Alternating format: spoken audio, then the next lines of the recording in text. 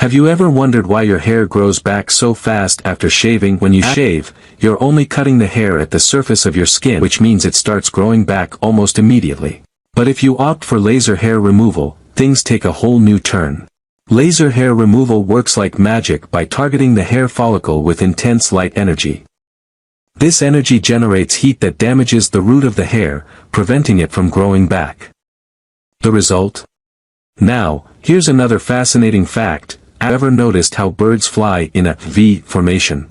It might look like some kind of royal procession, but there's actually a brilliant scientific reason behind it. The bird at the front does the hardest work, breaking through the air resistance. But as it flaps its wings, it creates an upward air current, making it easier for the birds behind to fly with less effort. But here's the coolest part, no single bird stays in the front the whole time. They take turns leading the formation, so no one gets too tired, and they all conserve energy for the long journey ahead.